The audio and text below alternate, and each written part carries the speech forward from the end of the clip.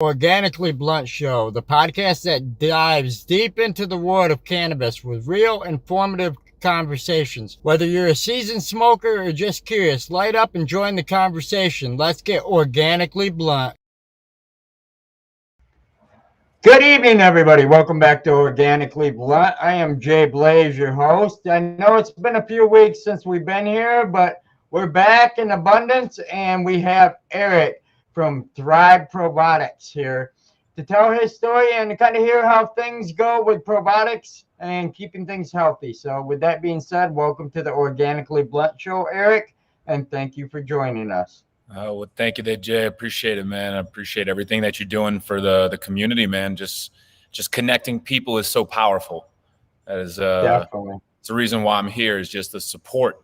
The support in the community is unreal. Once you gain the trust, and once you show that you got some skin in the game, and you got you really want to see not just yourself succeed, but everybody, it just makes life so much easier.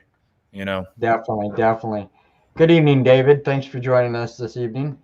Definitely. So you're from New Orleans. Most people say Orleans. Yeah, the Big Easy.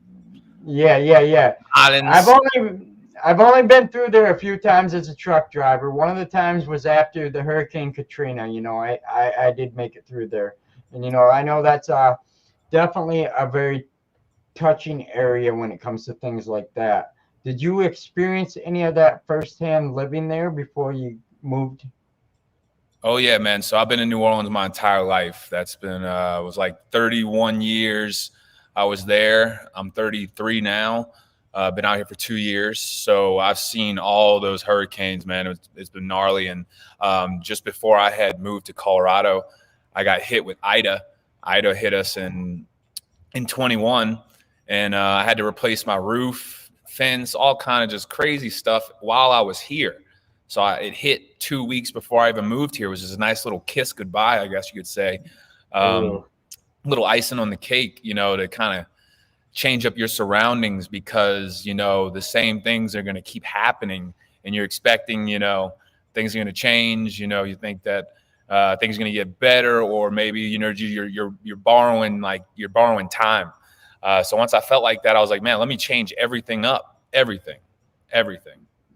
So yeah, going through Katrina was rough, man. I was young. I was only 15, 16, but seeing your family lose everything, our house was thankfully okay. We were on some high ground.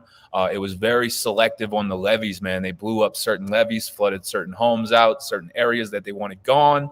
They blew those areas out, rebuilt them. Kind of like what's going on in Maui and like Hawaii. It's kind of like the same thing that happened in New Orleans. You gotta, they selected what they wanted to come back and survive. And it's just a rude reality, but you take the bad with the good. You count your blessings when you do make it out of things like that. Okay.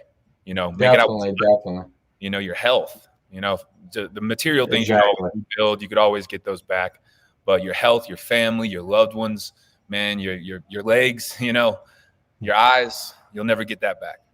Right.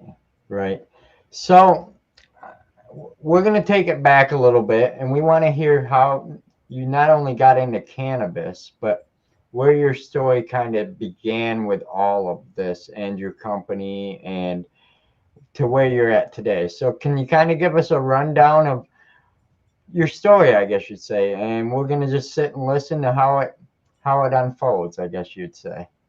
Man, I guess you could say getting exposed to pharmaceutical drugs at a young age, the party scene at a young age, hanging around that fast crew at a certain age, at a young age, and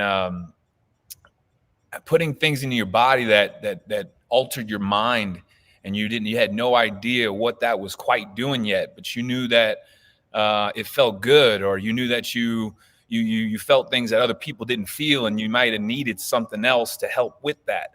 And I was searching for those things in like pharmaceutical drugs, and I remember taking like Vicodin and like Lexapro, Zoloft, Strattera, things that were given to me and things that I actually got from friends, just off the street.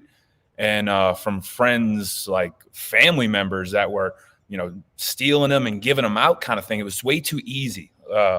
So just kind of being introduced drugs way too early, I guess you want to say, man, and learning that that we are drugs, that we crave these feelings, these experiences, these urges, and a lot of us kind of like beat ourselves up about that. But in reality, we create drugs. We create these compounds, these elements, these things that change our mind. Dopamine and adrenaline, these are all drugs that we can create. And just that rush as a child, I guess you could say, going after that fix. I was given, a lot of, I was taking these artificial synthetic drugs. And then I'm not only talking about those pain prescription drugs. I'm talking about the drugs in your food too. Eating a whole box of Fruit Loops. People don't realize what that could do to your mental health. Wow. Pounding down, a whole box of Teddy Grahams, thinking that Teddy Grahams was healthy, and not understanding that was pure sugar. You're mixing it now with Alexapro or Zoloft or some antidepressant, and you're wondering why you don't feel good. So that was in like high school, man. That was middle school, just not knowing. And then cannabis was bad. You didn't. I'm from the South, dude. You don't touch drugs. Alcohol. Yep. You bring your dad a beer and you take one. You just don't say anything, and he don't even notice. So it was like one of those things where alcohol and more of like you go to the doctor and you get drunk that night, and you just take your prescription. So it's kind of that lifestyle. Go to church, drink your beer on your weekends, and then say hello to your neighbor, right? Yep. So cannabis was like not an option at all. So no one really wasn't offered to me, but I knew that I wanted these experiences, right? And I was getting them the wrong way. Like I said, through my diet, through my food, through my exercise, all that, right? So long story short on that, I learned that once I started getting on like learning about my diet, then at the same time, I started integrating cannabis. It was just kind of coincidental. How do you say it? Was coincidence that these were both working, because this was after high school. I didn't start smoking cannabis until after high school. I just believe that, I don't believe in really taking drugs or smoking or doing any type of thing until you're at least 18, 19, 20. If you do before, then, kudos to you. But I do believe that, your mind is still building, man. You got a lot going on when you're young, and you don't want to just fully jump on into throwing a bunch of drugs into you and a bunch of compounds, because like I said, you are drugs. You have the ability to create all these things. It's just, we're not shown how to do it. And then you learn later on through life, through mistakes and through other things and other people, that you can control these thoughts, these emotions, these drugs inside your brain. So just learning about health got me more interested in cannabis, because health wasn't really talked about, and neither was cannabis. So I was like, hold on, there's got to be some type of correlation, why a lot of my pothead friends were actually like some of the older ones, they looked very young. They all looked young, like they all were kind of just chill. But then you see the other these guys that were stressed out, the alcoholics are dried up. So at a young age, I started looking at those little details, so it made me more attractive, to the whole cannabis realm, the cannabis community. But there was no community down there. You couldn't talk about it. It was like, it was against the Bible. It was against everything. It was against, so you didn't really talk about it. You didn't have the community about it. So I was doing a lot of this by myself. And then once I started to fall in love with it, I started putting those bottles away. I immediately stopped cold turkey. I didn't have to like get off of it. It was more of it was a slow process. And like still today, I still battle with a lot of the same things that I took these antidepressants for, these pain medications, or these different elements, or these different, these crutches. I still battle with some of these things today. But I tell you what, the cannabis, on top of the good health, on top of a good environment, meaning your friends, your community, the people who you're around each and every day, play such a big part on who you are as like a human being, you know, how your daily processing goes. You know, and without the community of the cannabis background, like it's given me so much confidence to do what I want to do now, because now I feel like, hey, I got some people watching. Hey, I got some people supporting me. Hey, I have some people actually listening to me, because we all just want to be heard every once in a while. You know, we give, you're given 2 ears, right, to listen twice as Yep. much as you want to talk, but we still want to talk. We still got a little bit of that in there, you know? Definitely, definitely, definitely. Yeah, and I know a lot where you're coming from with it not being talked about and stuff. My brother lives in Greenville, South Carolina, and it's yeah, it's not allowed down there at all. Oh, man, Like still they to this go, day. yeah, it's crazy. Still to this Definitely. day, man, my mom would send me articles on people that were get 25 years in prison, first offense, for growing cannabis in New Orleans, or in, you know, she would send me local articles. So it was super scary, you know, having, you know, that you knew that you were doing something good, but it was bad, but you didn't quite understand why. But you knew that you Right. had this power source behind you, pushing you. Because I started growing originally in 2010, and Wow. that was when LEDs weren't even really. You still had the CFLs, like hydro light. It was hydro farm lights, the big box lights, you know, Yep. glass pans. It was a nice little $300-$400 light.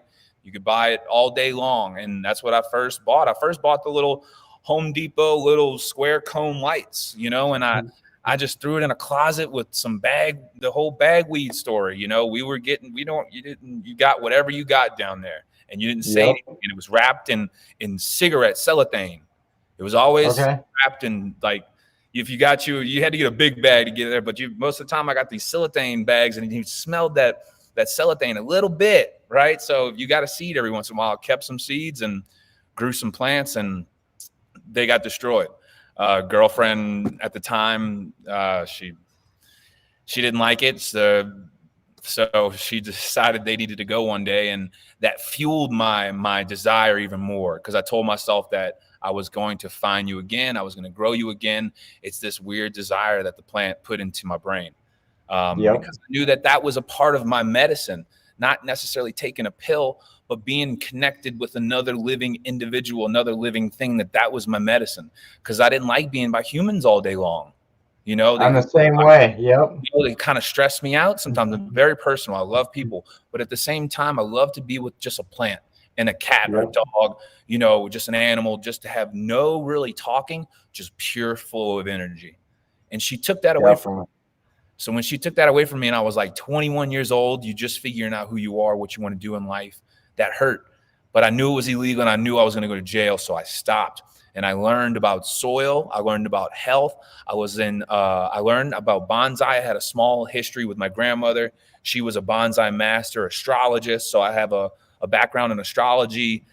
So, you know, you can get really deep on like when to plant seeds, the perfect like timing with the moon, and you can get really deep into that.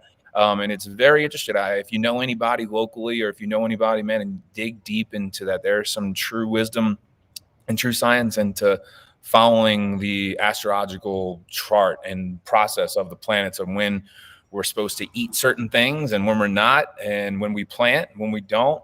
I'm currently learning it right now. And it's just some vast knowledge. But anyway, grandmother got me into bonsaiing and teaching me about properly stressing plants, with giving them their minimal environment that they need, but having them grow just the way you want them and be beautiful. It's an art. So I took a appreciation in that, and then I just met cannabis. I met the sativa, and then, like I said, it was taken away from me. So that taken away really gave me fire. It really gave me fire. Right. So that's, you know, we're talking about 2010. I grew for about 2 years, and I was trying, I was learning, like, you know, killing some plants here, trying to clone, you know, learning about, I forget, it was like 2010 when YouTube was just starting to put content out. It was Yep. like so hard to find. It was the Bible. I had the Grow Bible.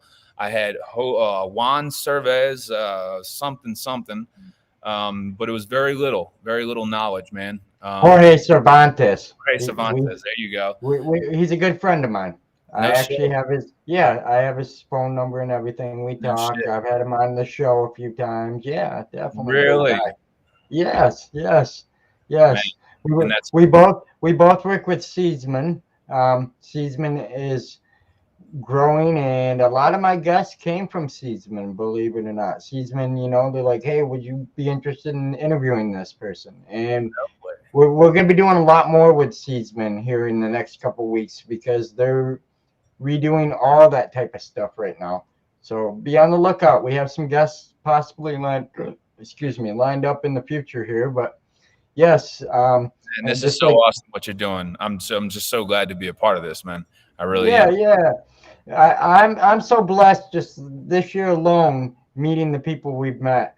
I can't even remember the number, Ryan. We're approaching our 40th episode already for this year. So There you go. Especially coming from homeless to this, man. Talking about yeah, the come up. That's that momentum that you need. That's what I was just trying to talk about. That momentum that I needed. I needed to hit like a dirty spot where I was angry, and we wound up breaking up. So I was single for years after that, trying to find out what I wanted to do in life. I started a small cleaning and restoration business. I knew that that I wasn't going to be able to make it. I didn't go to high school. I mean, I didn't go to college. I was high school grad. And you're so funneled in to go to college, put up all this money. If your parents don't have money, you're probably not going to make it. You know what I'm saying? If they don't have the 40 grand, 100 grand to put in there, your ass is going to trade school, or you're going to start working when you get off of high school, build up money, pay your way through. Well, I just didn't want to take that route. So I knew I was like, hey, let's hustle. Let's cut grass. Let's you got wash to some do what you got to do. Yeah, some definitely. cars. I was selling weed, I was selling weed at the time. So kind of like speed up from 2010, I just started the business. And that took years to build. And I learned a lot about people. I learned a lot about their needs, how to express, how to talk to people, learning how to give them something that they value, and then giving me something I value by a check, a payment, and learning that exchange of like, your word. You're saying that you are going to give someone something and in return for something. So you learn a lot about your word, and learning about like sticking to your guns. If you're going to say you're going to be somewhere, you're going to be there. Just discipline. Something that I wasn't really learning as a young child, running around like crazy. I was unfortunate, single mom, didn't have my dad around. So I was running Same rampant. here. Yep, And yep. yeah, you understand when you get too much power at a young age, it's not good. It's better to have No, absolutely nothing and be and hurt and then come from nothing. Because I tell you what, that startup from nothing to something is a lot easier than that fall from something to nothing. Because oh, it's definitely, definitely. momentum both ways. It's So it's it's it's so crazy how you come from just a totally different geographical area, but yet we have a lot in common. We both seen these struggles, and we've had to make a come yeah, up. dude, that's like I tell a Definitely. lot of people. It's a part. We're all a part of the simulation, man. We really are. I believe this truly is as simple as a video game. You just got to play this game right. You got to find something that you love to do. You got to find Definitely. what you're here for. I Yep. found what I'm here for. I found a wonderful community. I found people that love what they love to do. And that helps me stay on my track on what I love to do. Because we are what Exactly. we're around, man. We are what we're around. My plant education came from educated people. If I didn't have Jeremy on my side, man, I wouldn't be here. Like where I am on my, like what I know today. These past 2 years have been a transformation.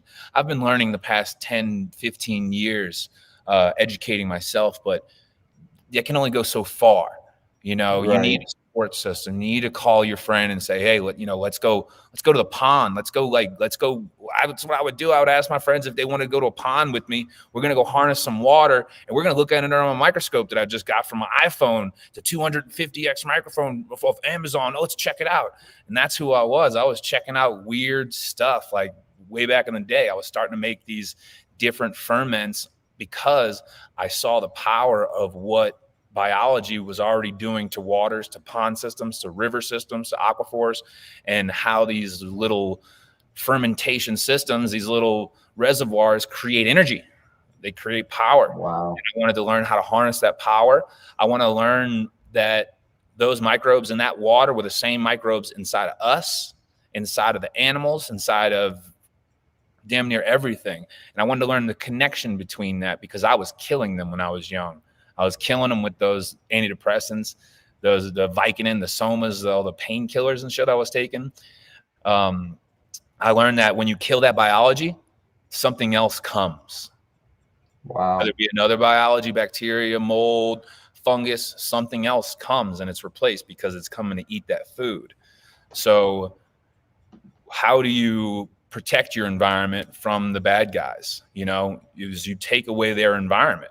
And that's what I've learned about with this product that I'm making right now, is how can you not only give life to healthy plants and keep them going, but turn around sick environments, turn around environments that are dead, that have no life to them, you know, things that have been left to die or have been, you know, ridden or lifeless, you know, like myself, like I was saying, you know, some of us are just lifeless, and we just need a little right information that's live, that's coming from real food, coming from a real good source. And it's all about that transfer of energy. It's not what you're eating, it's whatever you're eating ate. You know, it's like the whole cow. Is a cow good? Is red meat good for you? Well, where did that cow eat for the past 2-3 years? You know, where was it? Where's it been? Was there a factory right next to it? You know, and that's where I really dig in deep, you know, the source.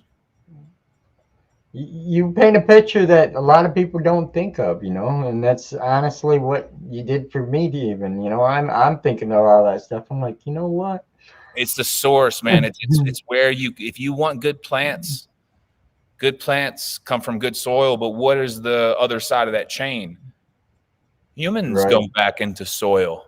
Where do you Yes, go when you die? You go back into soil. exactly. So be a good All that human. comes from the soil returns to the soil. Yes. Exactly. Exactly. So it's all about what you're putting into the soil. So like when I'm sourcing my milk, I get raw milk, which is not a real thing anymore, right?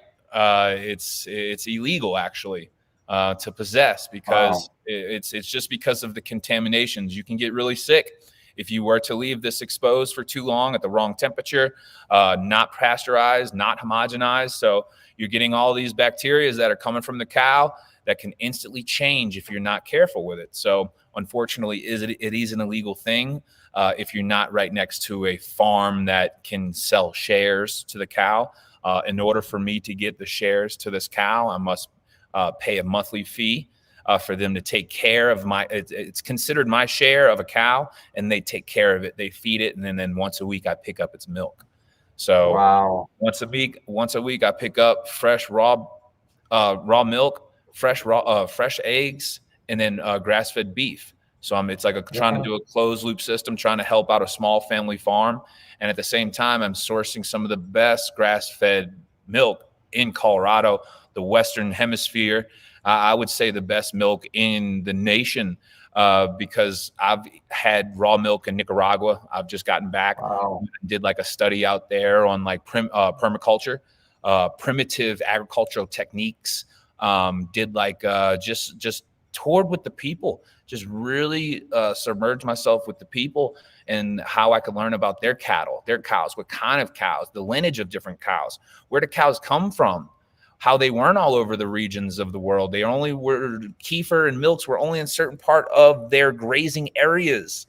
You know, we were only around wherever they were feeding, you know, how important they were to us. There's a old tale about like it's sacred in like Indian religions and Hinduism and different things like that. But long ago, the cow was the only thing that could save, or maybe possibly some goat and sheep would save your baby or your twins or you and your family if your mother were to pass. You know, in Nicaragua, they Wow. were telling me, it's culture still today to have your child at 16, and these little 16-year-old girls were passing away, and they would have to have a cow to save the baby from dying because the dad ain't going to make any man milk, you know? So they had Right. cow. Right. So I'm learning about the importance of the cow, and that's why I chose the cow to use in my product into Thrive, into the Yahweh. It's a superior form of transfer of energy. If you look into breast milk is the most nutritious thing on this planet. It is loaded with everything that will not only feed a human, but it will feed an animal. It'll feed plants. You can give it to your soil. You never want to put milk directly into your soil. You never want to put sugar, highly densely sugar into your soil. Your plants are creating sugars. You never want to create that competition. So you always want to break that down by a fermentation process, by a bacteria or some type of microbe fungus to help break down those sugars and have those sugars become acids. And that's where it's super valuable to your soil. You don't want to just throw molasses into your soils. Like I said, you're creating a competition because the plant's going to put out sugars. So you don't want to mess with that too much unless if they're broken down. That's why you're always saying, hey, throw some molasses in a compost tea, because compost tea is going to break down that molasses. The bacteria is going to now create some type of acetic acid or some type of lactic acid, some type of whatever excrement from that given microbe, right? Right. Just digging deep into, like I said, is the having a good source is key. And then whatever you're eating so I'm putting good bacteria into the milk. I'm putting a kefir SCOBY into that milk. Now I am altering that milk to go a way that I want it to go very quickly. Because some people are like, hey, Eric, can I just put some milk on my counter and just let it sit? No. Because why? They pasteurize all store-bought milk. You don't know what's going to come in there in your practice. You open that up, something else gets in there. Air is the enemy in a sense. So you never want to do that because you don't know what's going to go on. If you wanted to just start making your own kefir, start to make your own Yahweh, you were to get grains. You got to get the grains from a great source. I've sourced mine over the years from different families all over the United States, just doing my research. And that was through Etsy. Great platform. Wow. Great. Yeah. My family's kombucha makers, soap makers. Like I said, my grandmother, she was an astrology teacher. They had a health food store in the 80s called Nature Lovers, where I had my first job. So my background's in health, and I just learned that I'm going to give my soil whatever I'm eating, whatever I'm drinking. So I was making kefir. So I just decided to give it to my soil. It needed the probiotics. I was having trouble growing. I was doing good, but they weren't like you see all over TV or on the computer and my big buds. It's like, man, Right. it's tough. And it wasn't until I started learning about compost teas, fermentations, lactic acid bacteria, acetic acid bacteria. So a lot of people only know about labs, but there's also acetic acid bacteria, is AA, That's crazy. You're blowing my mind. I'm learning a lot of this stuff, and I'm remembering back to when I got my hands on some of this stuff and I honestly didn't know what I was doing. Now, I'll be honest. I was working with a company back in the day, Organic Alive, and they sent me some fermented stuff and some acids and stuff, and I honestly they got the fermented. didn't know what to do with it. I didn't know how to use it. Oh, shit. You just sat. Yeah. You sat. Yeah. Oh, I know what you're talking about. Like they got the fermented castor bean oil. They've got a couple of different lines. We got it at the shop over at Build a Soil. No, that's some great products. But it's all about, like I said, whatever you're eating, you are literally giving bacteria food, making them go crazy in water solution, and then releasing them all railed up into your solution, into your soil, right? But as far as I wanted to dig a little bit deeper into as far as Yahweh, what it is and why you need it, as far as not just Yahweh, even with Miles with fermented plant extracts, has a great line of ferments. He's always coming out with some new recipes, but it's about adding that catalyst. Like what I learned with myself, we are microbial bodies. We are trillions of cells of different things, of other organisms, other bacteria, other forms of downloaded information, right? So if we can constantly inoculate our bodies with those things that we need, these aliens, really, they're a bunch of bacteria that they'll come in for a little while, give us some really good health, and then they'll leave. Or we can actually create them, meaning like if we're hungover, we're dying, our body's creating new bacteria, new cells to go in there and eat that cheeseburger you're about to eat. Same thing with the soil. The soil, the plant can create microbes and send it off and go get that piece of cow poop, go get that piece of fish and bring it back, right? But that takes a lot of energy. That's cell division. That means death is coming. That means the plant's using a lot of energy. So when you're using a ferment, you're taking that workload off the plant. You're not cell dividing. You're not using your ability to make microbes. You're getting them from above. You're getting them from below. You're getting from a human, giving them to you in your soil that have food, that have potassium, that have this breast milk, that have potassium, calcium, magnesium, all these phospholipids, all these wonderful sugars. So now it can relax. And now I could say, you know what? Let's make more let's photosize. Let's make more photosynthesis. Let's make more leaves. Let's make more bud. Let's make more oil production. Because why? Now we have oil to make oil. A lot of people ask me like, oh, what's a terpene? What's terpene? How you make terpenes? What's terpinator? Is terpinator a thing? Can you use terpinator? No, that's not a thing. How are you going to use liquid to make oils? Right. Oil and liquid don't mix, right? Unless if it's milk that has been emulsified, broken down, and now blended. It still doesn't blend 100% in the bottle. So with Yahweh, you have to shake it up because it's fats, it's oils, it's proteins, it's aminos. It's all the basic blocks to build a terpene. What is a terpene? It comes from oil. It's an oil that protects your plant from the sun's rays, from insects, from animals. It's a self-deterrent through smells, through touch, through sight, everything. It shines, it deters things like you know what I'm saying? So if you want that, you must use that to make that. Where is that going to come from? Milk. Milk has every property, over 90 different elements, just like fish. Old school heads use fish. Oh, just drop some fish. Just drop some fish in there. Just drop some fish. Why? Oils, omegas 3, 6, 9s, all your fatty acids are going to transition from that fish to that plant.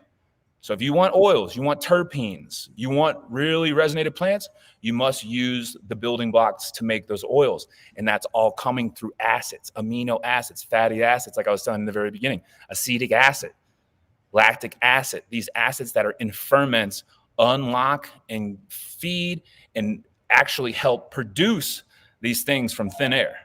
Like I said, you're breaking one thing down and just transferring the energy. You're not losing it. You're not gaining it. You just transfer that goodness from one cow, one fish to the soil to the next host. So wow. In a nutshell, there's so much more I can get into that, but that's as fast as I can get it out. But yeah, basically everybody wants oils, right? Oils for oils. Yep. You want better skin? What do? Eat beef tallow, eat butter, coconut oil, avocado oil. You don't start drinking bleach. You don't start drinking Miracle Grow. You don't start throwing salts, synthesized salts. Synthesized salts will do the complete opposite. It'll dry out a terpene. That's why synthesized weed, dispo weed, salt-grown weed tastes like shit. Salts and oils. That's how you preserve things. Right. Egyptians preserved their bodies. They put salt on oil, and the next thing you know, the mummy was 3,000 years old and then didn't change. So we got somebody in the chat. Dre wants to know, is milk good in harvest? So I figured I would ask you. So is milk good in harvest? Yep. Meaning like to use like some type of like fermenting your own milk to put into your soil, or using Yahweh in soil? I'm not sure. He didn't really so like you don't want to add any type of accelerants, enzymes, anything that's going to really heighten and excite the soil when you're about to harvest. Because why? That thing that I was just talking about, the terpene, it's trying to now finish. It's trying to ripen. It's like an apple on a tree. It's not worrying about growing anymore. It grew its size weeks ago. It's worrying about a Brix level. It's worrying about to get sugars, because the sugars are going to really what's going to protect the seed and it's going to give the seed enough food, meaning the surrounding areas, enough sugar, enough fuel to get the seed going the next round. This doesn't have seeds, so we're growing sugar. So we don't want to put any types of sugar. We don't want to put any type of accelerant, any type around like 3-4 weeks harvest. And you got to know your strain, because harvest is always a weird thing to talk about. When do we harvest? When do you chop? Trichomes, amber hairs, da da da da. If you have healthy soil, you have a healthy plant. Your flowering times are going to go way longer than you think, and they should. Just like a human, if you're healthy, you're going to live longer. Same thing with the plant. If it's healthier, Yep. that 8-week finisher is going to go 9 weeks. And don't rush it. This is where your flavors are coming in. But no, I would not use anything, especially don't use raw milk or pure milk in your soil at any time. Throw it in compost outside maybe, but always break that down with compost tea, ferment. You can actually pour milk into a compost tea. It gets a little weird, but I've done it, and you can. It's a food source. It's a carbohydrate. It's a sugar. I've known people actually used Guinness beer in their compost teas. With the bacterial, do the bacterial after they're done with the carbohydrates, all done with the sugars, the yeast, they'll all go after the alcohol. So there won't be any alcohol after 24 hours. It'll all be gone.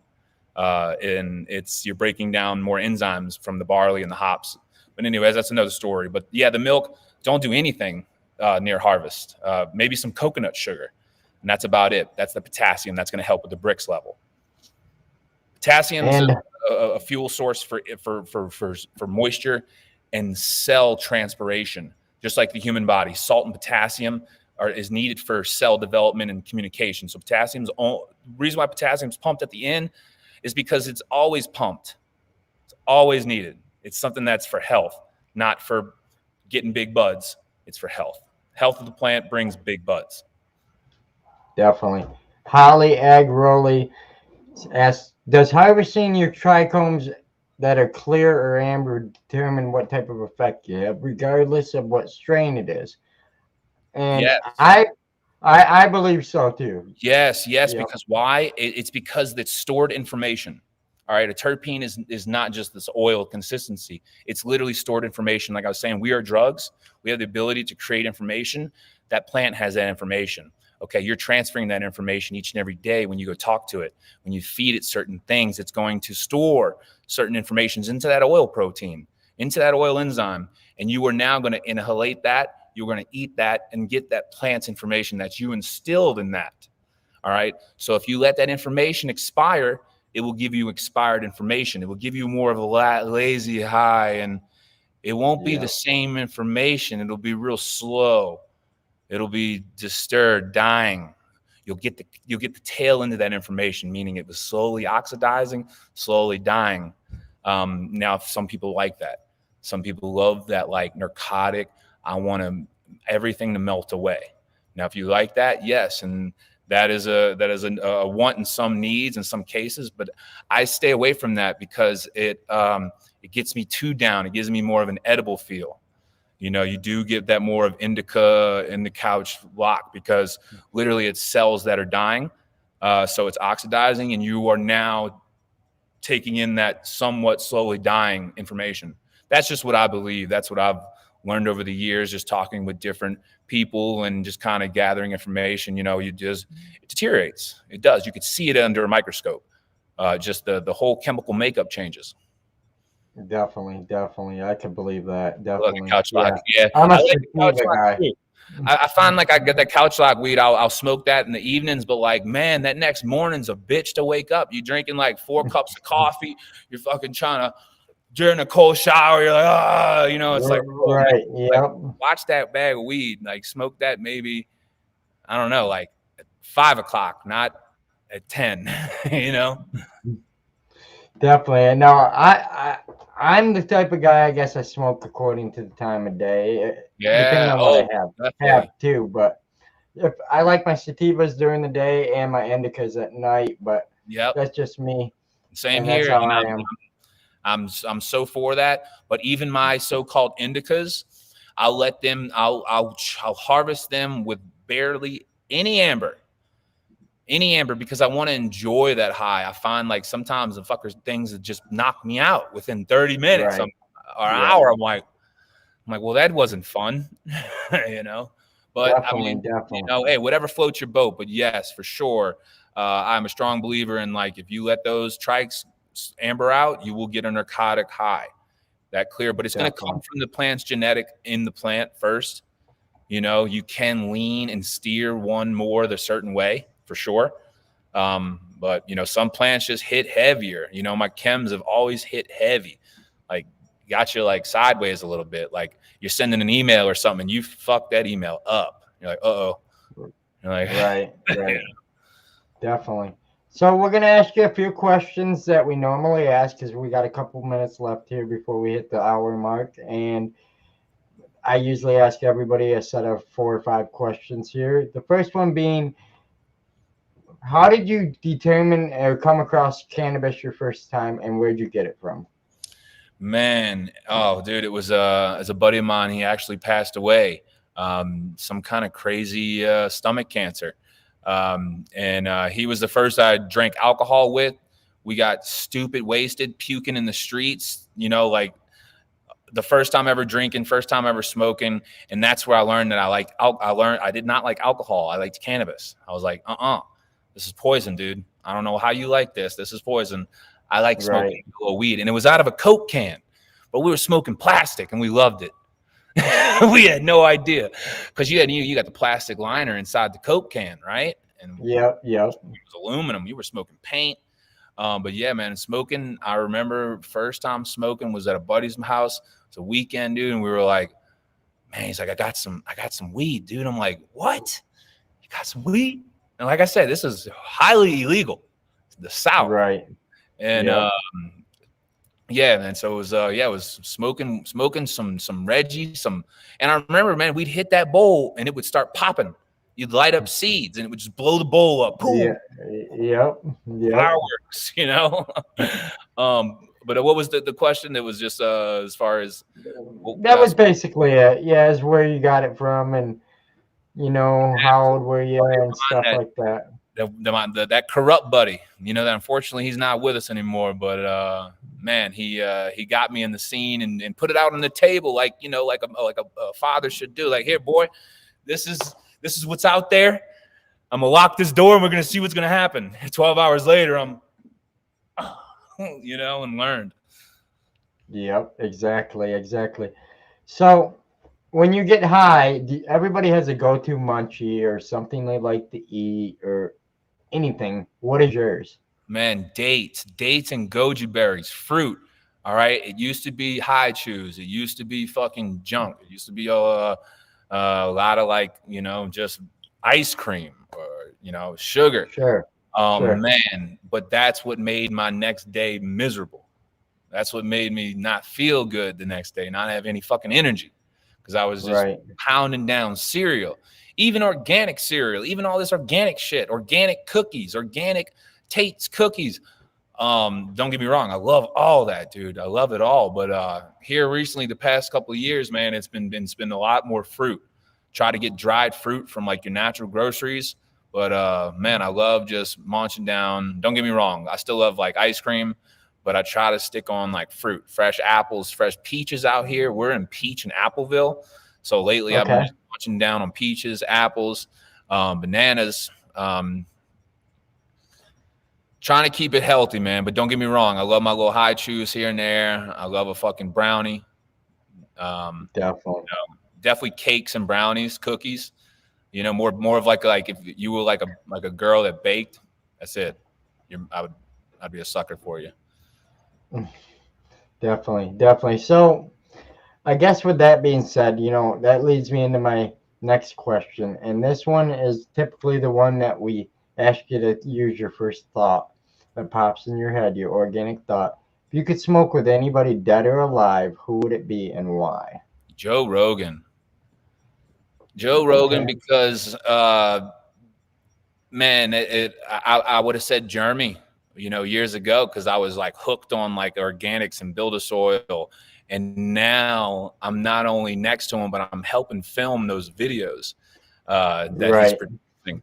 So it would have to be a Joe Rogan, because that would be like this next milestone. Because I never thought I would be here. I never thought I would be working for Build a Soil, having a product at Build a Soil, just having an immense, like I said, the community, the support. And that was a huge milestone, selling everything, jumping 1,500 miles away on a limb, watching somebody on YouTube. I was watching Jeremy on YouTube. All of a sudden I was like, I want to be that guy. I want to do what he's doing. I want to learn what he knows. I want to be next to this person.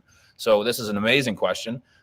So as far as like my next jump would be like Joe Rogan or somebody like that, because that's someone that is connecting people, someone that is like yourself. You are connecting like minds, and that is the most powerful thing that you can do on this planet. And that's why it's getting shut down, because they're learning how powerful, like me and you getting together and having one person or two people or 1,000 people or 100,000 people see that, how powerful that is. So, I mean, yeah, Joe Rogan or anybody kind of person that is really loving the fact that they're connecting others and having them gain extreme success. Because anybody he brings on, whoever, boom, it's like, yeah, definitely. It's respect and trust and value, though, you know. Oh, excuse me. Sorry. Didn't mean to yawn. Sorry about that. Coming out of there. But definitely, so I guess with that being said, you know, we kind of want to hear how you got in the position with Jeremy, like, but at the same time, we're kind of limited on time here, so I don't want you to get too deep. And I also, if you want to give any thanks to anybody or where we can find you at, that would be great as well. Yeah. So as far as the first part, though, how did I meet, or how did Build a Soil come? Yeah, definitely. We just kind of want to touch on that a little bit. Okay. Yeah. So as far as I was just basically YouTubing organic soil practices, living soil practices. I started really digging deep into organic grows, and basically just learning from him, not being able to sleep at night. And just, one day I was having a terrible day at work. I had sold my business. I was going another route, doing HVAC work, AC work.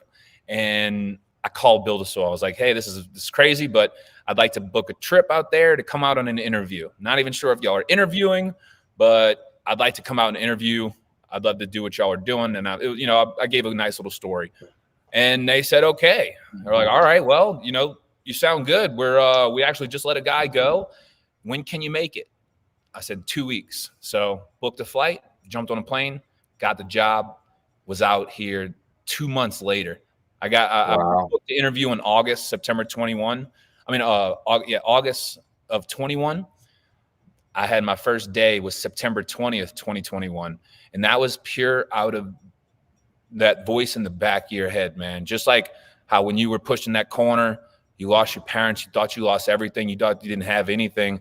And then you started your own little podcast. You started your own vision. You started your own, you listened to that voice. So it was purely that voice. Some people call it God, Allah, Muhammad, whatever, universe, source. It is something. Just as long as you listen to that, you'll be okay. That's what I did. Just really listening to that voice. And then what was the other part? The other part was just kind of where can we find you at, and where can people connect with you? Man, you can connect me. Always call Build a Soil. I'll be one of the guys answering the phone. I'm the customer service rep over there. I'm into education, sales. So if you ever wanted to just kind of talk about living soils, talk about fermentation, talk about anything on the plant soil realm, give me a call over there. Love to show you what we have to offer to help you start with your first grow, your 10th grow. If you wanted to, do some microgreens or some cannabis or some fruit trees, I could definitely help you out there. If not, Thrive Yahweh Instagram, reach to me out there, or my Facebook, Eric Garrett. That's about it, man. It's my number, information's on the bottles. So whenever you buy a product, you can definitely reach out to me personally. My phone number is on the bottle. Okay. Wow. Awesome. Definitely. Sorry, I'm sweating here. It's a little warm in here. No. But with that being said, you guys, before we let everybody off the horn here, we're gonna do our weekly Seeds of Bounty. Excuse me. You guys know how that goes. So with that being said, I'm gonna get that going here. 5 minute window. You guys know how it works. Keyword will be coming in the chat. And is there anything else or anybody you want to thank before we let you go while we're doing this raffle here? Man, I'm just realizing that that was a chat button on the right. So whoever's been chatting along and writing in this chat that I now I'm reeling, David, Holly, Hipsters, Dre. Oh man, I'm just looking at all this, guys. Thank you to Definitely. all who's still here, who's tuned in to watch this, man. It's what you're watching is two individuals that are on a dream right now, on an adventure, man. It's so it's a I thank whoever's watching this right now and my supporting team that whoever's not watching this that are with me each and every day, whether it be in spirit or physical reality. Thank you for being here. I got Lucas over here. But man, I appreciate all you guys out here. That's awesome, man. Yeah, definitely. We appreciate you coming in on and sharing some knowledge, and we're hoping that we can get you a couple more followers and Yeah, maybe a get couple some more t-shirts customers. too. Definitely. Oh, I think we froze them. Oh, uh-oh. Uh-oh, guys. Uh-oh, what Oh, happened? we got you back. You froze for a second. Yep. Oh, we're losing you again. Oh, Yep. Yeah, I don't know if the Wi-Fi's acting up there or what, but yeah, we definitely here we we go. got about there we go. Good? All right. Yep, yep, All right. Well, yeah, I was about to say, are you can hear me now? yep. All right. I was about to say we got t-shirts too. Support us over at Build a Soil. We got Build a Soil t-shirts. We got myself, we got some Thrive t-shirts all on the website. Yeah, reach out to me that way. Reach out to if you all, we want to try to connect with Jeremy at Build a Soil. We could try to make that happen. He's a very busy guy, but we can see what we can do. Definitely, definitely. Yeah, he's busy. I Yeah. talk to him every now and then. It's great. He And answers a yeah, he lot of will. questions. Yeah, he will get back with you, my man. He will get back with you. We were Definitely, talking about you definitely. today. We got 2.5 minutes on this contest, guys. I unfortunately am starting to get a little bit of a headache too because it's been a long day. I'm getting tired here, but uh, so with that being said, we have a lot of cool stuff coming on with you guys coming up this fall that I want to kind of touch on for the people that don't know. Well, we got a few minutes here. We're going to be running a 4x4 living soil bed, working with Build a Soil, Jeremy, and one of my friends who is a local soil company geologist, Country Roots, out of Michigan here. And I'd we're love going to to put supply you with some Yahweh. that'll be cool. Definitely. Anything you want to do, we're down. We're going to be working with Blue Mat. We're going to be running a Blue Mat system. I'm going to plumb in a 27-gallon tote for a reservoir, and that'll give me a couple of days leeway there as far as watering. We're working with the EcoWit, and it's just going to be fun. We're working with Kind LED. We're going to run the X750 in a 5x5 Gorilla Grow tent. It's just going to be a wild, fun fall run, definitely. But before that, we got to get this summer, I guess you'd call it summer, outdoor season run completed. I've been taking plants down for the past 3 weeks, and I'm just getting started. So I haven't tapped into the two that are 17 foot tall yet, but them are getting there. So it's gonna be fun, definitely, There definitely. you go. But yeah, definitely. I'll see what else I could do, man. I got some friends in the realm. We'll see if we can get you like some straw logs and stuff too. That would be cool, definitely, definitely. We got 50 seconds, guys, and we're gonna pick a winner, and then I will have you reach out to me if you win, organicallyblunt@gmail.com, or on Instagram at organicallyblunt. DM me your address if you win tonight, and we'll get you out a pack of seeds.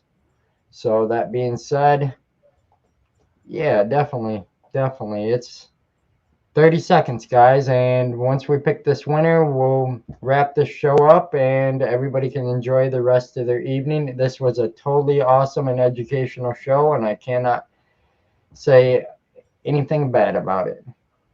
No, man, I greatly appreciate this. I had a great time. I had a great time, man. Definitely. Definitely. It was awesome. I know, and I 10 can get on, seconds. but man, I feel like there's just so much more we can get into, but it's just a rant, you know? Yep, always is. Okay, here we go, guys. Here we go. They're going to pick a winner. All right. It should be coming across the chat any minute. And what do you have going on here, Jay? We give away a Seeds of Bounty, basically a pack of seeds from one of our partners every week. And yeah, that kind of is how it goes. That's who won? Badass is the winner this week. Congratulations, Badass. All right. So reach out to me and we'll get you something out there, sir. Definitely.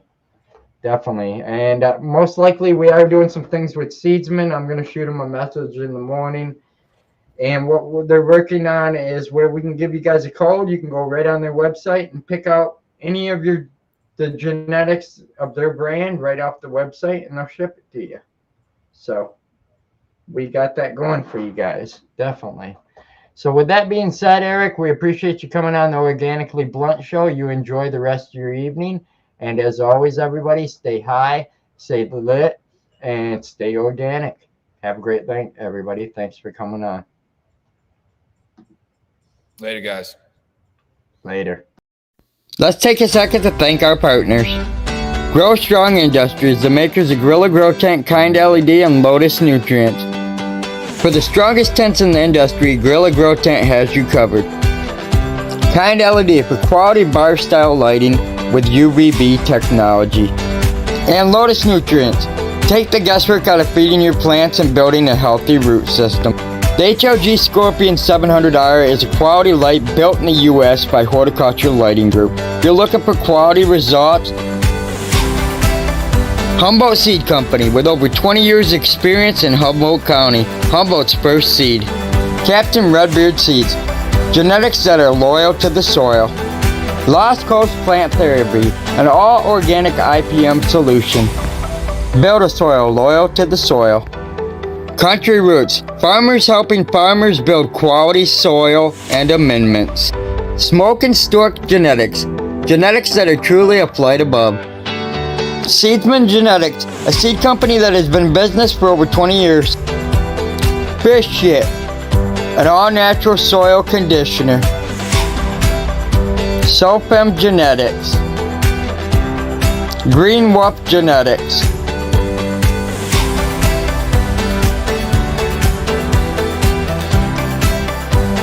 Extreme Gardening, world-leading microcryosine. Dry tents, because we all need a place to dry our harvest. Rain Science Grow Bags, made in America and the most durable bag on the market. Thanks for listening to Organically Blunt, raw, uncut, and unedited. If you like this episode, be sure to like, share, and subscribe. And you can email us at organicallyblunt@gmail.com. You can also follow us where you listen to podcasts